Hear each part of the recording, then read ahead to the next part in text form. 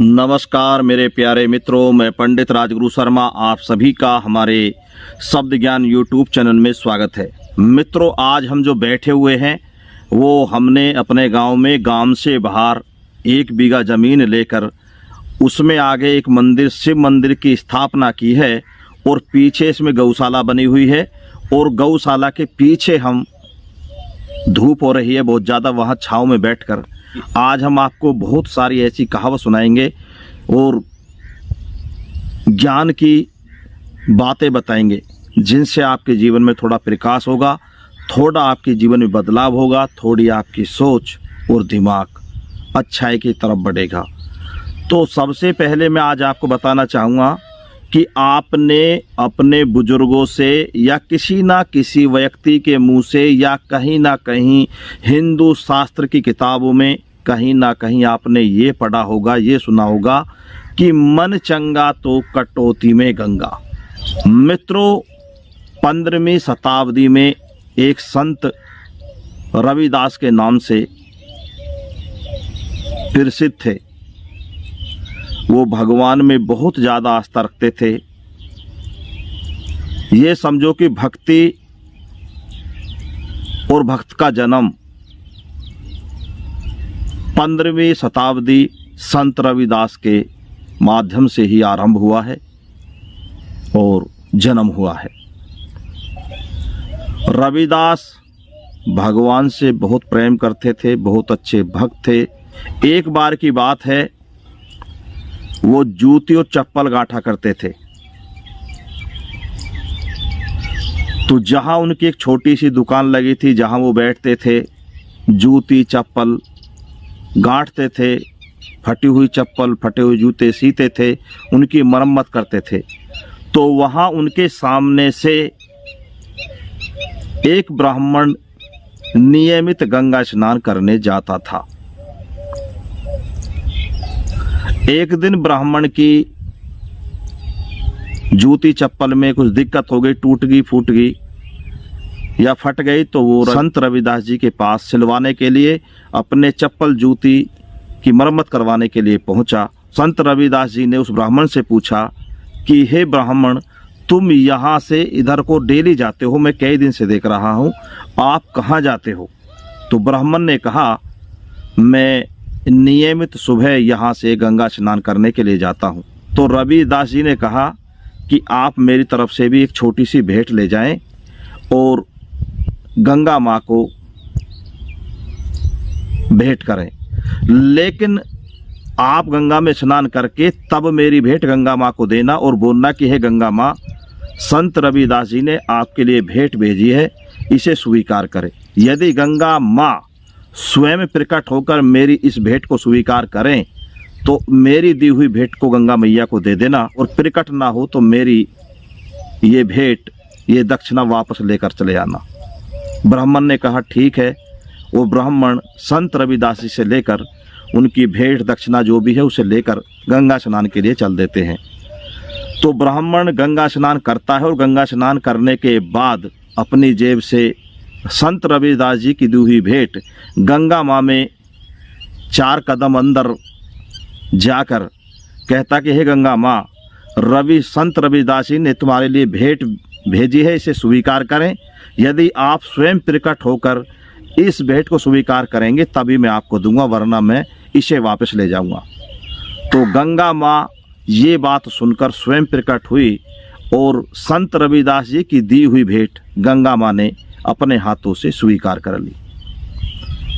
थोड़ी देर बाद गंगा माँ गंगा में समाई और दोबारा फिर डुबकी मारकर बाहर निकली।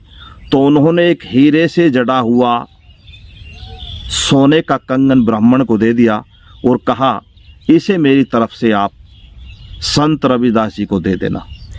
ब्राह्मण उस सोने के कंगन को अपनी पोथी में लपेट कर चल देता है, लेकिन मन ही मन सोचता है कि रविदास जी को क्या पता कि गंगा मैया ने मुझे क्या दिया है। और ब्राह्मण के मन में लालच आ गया कि ये बहुत महंगा कंगन है और ये बहुत पैसे का बिकेगा, क्यों ना मैं इसे अपने घर ही ले जाऊं, उसे क्यों बताऊं। जब ब्राह्मण के मन में लालच आ गया तो ब्राह्मण संत रविदास जी के रास्ते को छोड़कर, जहाँ से रोज आता जाता था, उस रास्ते को छोड़कर दूसरे रास्ते से अपने घर चला गया। उसने वो हीरे का सोने का कंगन अपनी पत्नी को दिखाया और बताया उस ब्राह्मण ने कि ऐसे ऐसे मुझे मिला है। तो ब्राह्मणी भी बोली कि आप वहाँ क्यों जाते हो, क्यों उसको देते हो, उसे क्या पता गंगा मैया ने क्या दिया है। हम इसे बेचकर अपना घर बनाएंगे और अच्छे से अपना गुजारा करेंगे। ब्राह्मण बोला ठीक है। ब्राह्मण उस सोने के हीरे से जड़े हुए कंगन को लेकर बाजार में चला जाता है, अच्छे जौहरी के पास जाता है, लेकिन जौहरी मना कर देता है कि ना तो ऐसा कंगन मैंने उससे पहले देखा है और ये बहुत पैसे का कंगन है, बहुत अनमोल है, इसकी कीमत मैं नहीं चुका सकता, इसकी कीमत तो कोई राजा ही चुका सकता है। छोटा मोटा सुनार या कितना भी बड़ा सुनार हो वो इसको नहीं खरीद सकता, क्योंकि इसकी कीमत बहुत ज़्यादा है। इस सोने के कंगन में जो हीरे जड़े हैं उनमें से मैं एक हीरे की कीमत भी नहीं दे सकता। तो कंगन तो बहुत महंगा है, बहुत पैसे का है, इसलिए आप इसे किसी राजा के पास ले जाइए, वो ही इसकी कीमत चुका सकता है।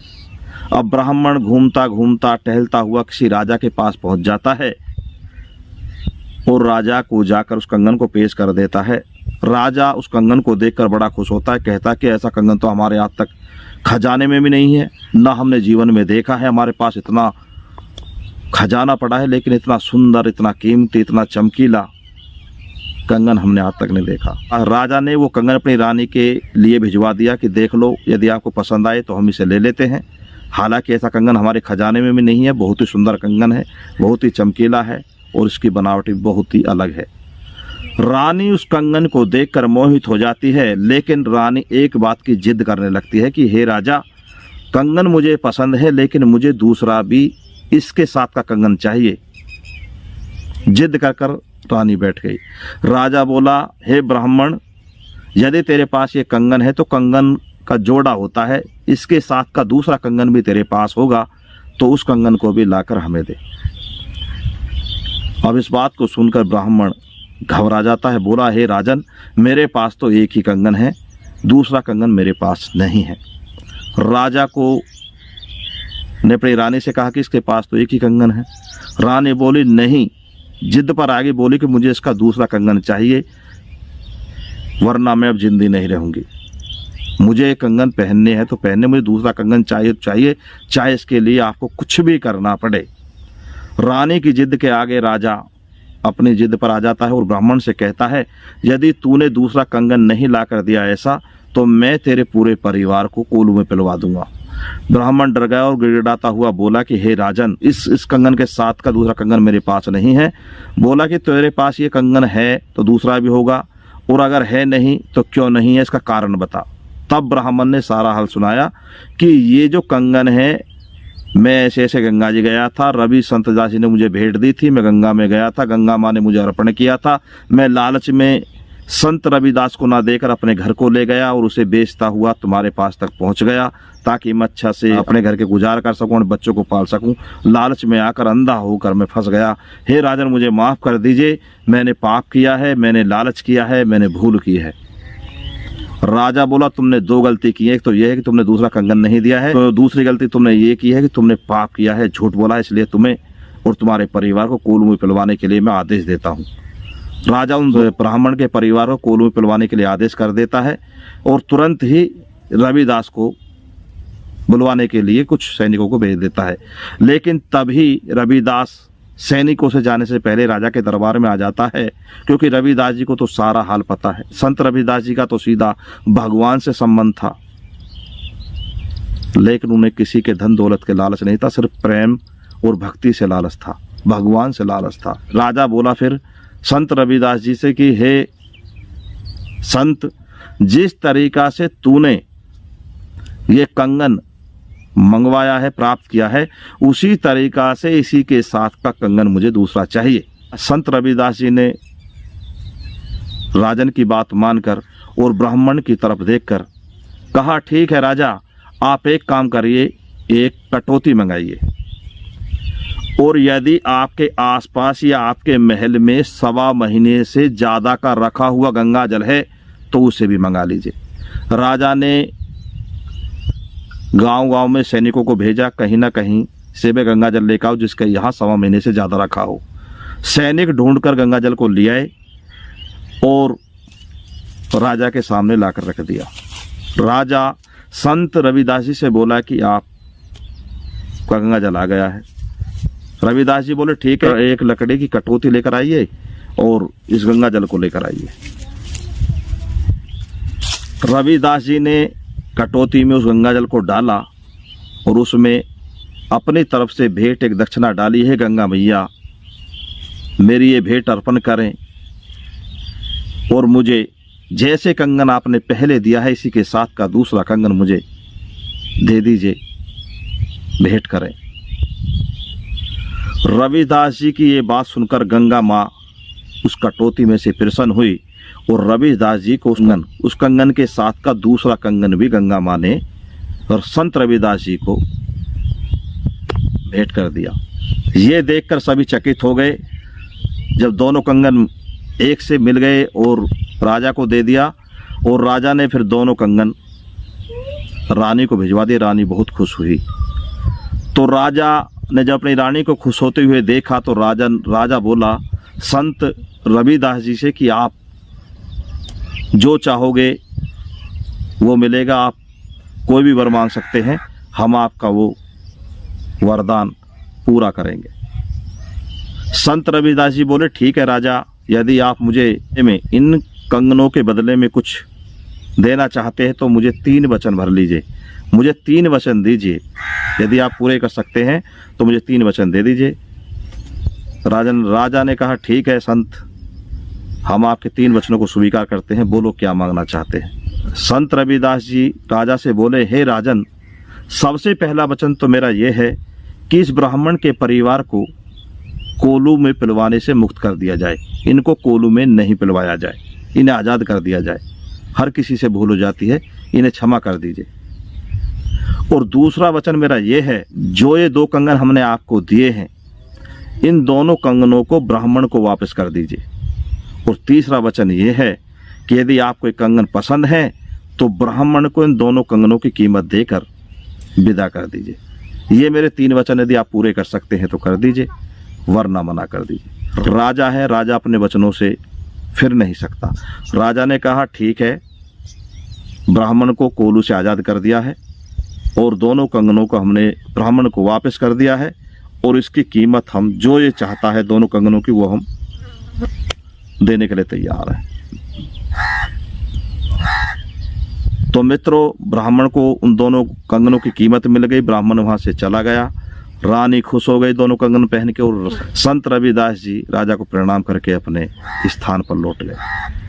तो मित्रों, जहां श्रद्धा होती है, जहां विश्वास होता है, वहां चमत्कार होता है। जैसे संत रविदास जी ने आपको चमत्कार दिखाया है, इस कहानी के माध्यम से मैंने आपको बताया है। जैसे संत रविदास जी भगवान से प्रेम करते थे, भगवान की भक्ति करते थे, भगवान पर विश्वास करते थे और भक्ति को जन्म दिया था, ऐसी भक्ति करनी चाहिए। यदि भक्त अपने भगवान पर विश्वास करता है, श्रद्धा करता है, विश्वास करता है, तो भगवान को जहां भी आप पुकारोगे वहीं वो प्रसन्न हो जाएंगे, प्रकट हो जाएंगे और आपको चमत्कार दिखाएंगे।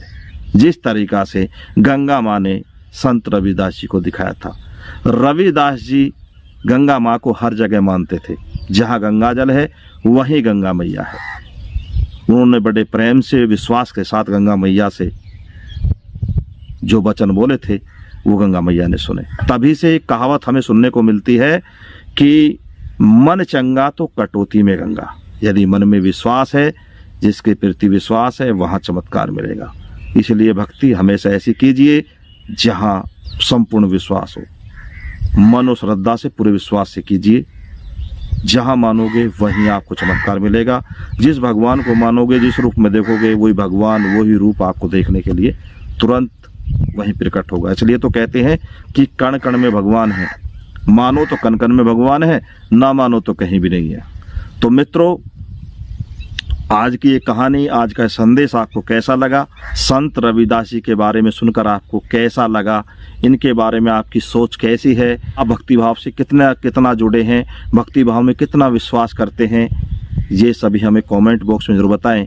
और ऐसी ही ज्ञानवर्धक बातें सुनने के लिए, वीडियो देखने के लिए आप हमारे शब्द ज्ञान यूट्यूब चैनल को सब्सक्राइब कर लें और हमारी हर वीडियो को ज़्यादा से ज़्यादा लाइक एंड शेयर करते रहें। दोस्तों, हम ज्योतिष के साथ साथ कुछ संदेशजनक बातें भी आपको बताते हैं।